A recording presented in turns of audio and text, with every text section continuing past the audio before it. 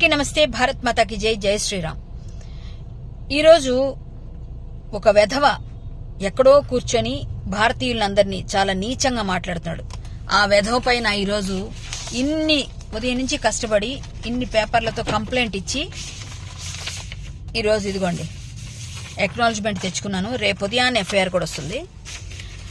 వాడికి బుద్ధి రావాలంటే మనందరం చేయాల్సిన పని ఏంటో తెలుసా? వాడిని సబ్స్క్రైబ్ చేసిన వాళ్ళందరూ కూడా సబ్స్క్రైబ్ చేసిన వాళ్ళందరూ కూడా మరొక్కసారి ఆలోచించుకోండి. మీరు ఇచ్చిన ప్రతి సబ్స్క్రైబ్ చేసిన ఒక్కొక్క బటన్ ఏదైతే ఒత్తారో ఒక్కొక్క లైక్ వాడికి డబ్బులు తెచ్చి పెడుతుంది. ఆ డబ్బులు మదంతో ఈ రోజు భారతీయులందరినీ నీచంగా మాట్లాడుతున్నాడు. భారతదేశాన్ని తప్పు పడుతున్నాడు. వెధవ కాబట్టి అలా మాట్లాడుతున్నాడు. ఒక శివాజీ గారిని చంపాలని మాట్లాడుతున్నాడు, రెచ్చగొడుతున్నాడు. హిందూ ముస్లిం గొడవలు రెచ్చగొడుతున్నాడు. అంతేకాకుండా గోమాతని అలాగే మేకల్ని కుక్కల్ని కూడా భారతీయులు రేప్ చేశారంటున్నారు. అందులోని హిందువులే చేశారని చెప్తున్నాడు. ఇంత నీచంగా మాట్లాడుతున్న వాడికి రూపాయి ఇస్తున్నారు. 2.5 మిలియన్ సబ్స్క్రైబర్సా? 2.5 మిలియన్ సబ్స్క్రైబర్సా వాడికి? అంతమంది సబ్స్క్రైబర్స్ ఇచ్చింది కూడా మనమే. ప్రతి రూపాయి కూడా వాడికి వస్తుంది భారతదేశం నుంచి. మళ్ళీ అదే భారతదేశం నుంచి తెలుగు వాళ్ళ నుంచి వస్తుంది. వేరే భాష మాట్లాడట్లేదు వాడు.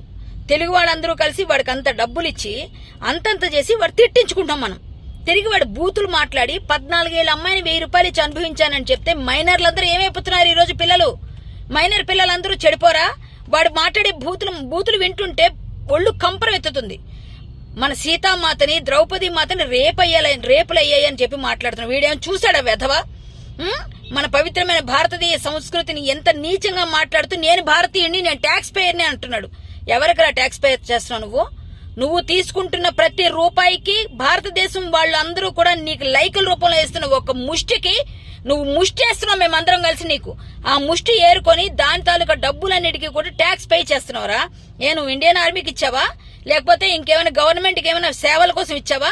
అంబులెన్సులు తీసుకొచ్చావా? లేకపోతే హాస్పిటల్స్ కట్టించావా? వాటర్ ట్యాంకులు కట్టించావా? ఎదవా తిరిగి మాట్లాడుతున్నావు అట్నుంచిటు. మళ్ళీ భారతీయులందరినీ కూడా నువ్వు ఈరోజు సీతామాతను అనేటి వాడివిరా? మా భారతీయులందరికీ కూడా సంస్కృతి సంప్రదాయాల గురించి నేర్పిస్తావరా నువ్వు? చీరలు ఎలా కట్టుకోవాలి, ఎలా ఉండాలని చెప్తావరా నువ్వు? మనిషివేనరా? అన్నం తింటున్నావు, గడ్డి తింటున్నావరా నోటికి? ఈ రోజు వాడిపైన కేసు పెట్టానండి. పంజాగుట్ట స్టేషన్ లో ఎఫ్ఐఆర్ కూడా నమోదవుతుంది. రేపు ఉదయాన్నే ఎఫ్ఐఆర్ తో నేను బయటకు మళ్ళీ వచ్చి ఒక వీడియో చేస్తాను. ఇలాంటి వెధవ పైన ప్రతి ఊర్లో కేసులు పెట్టండి.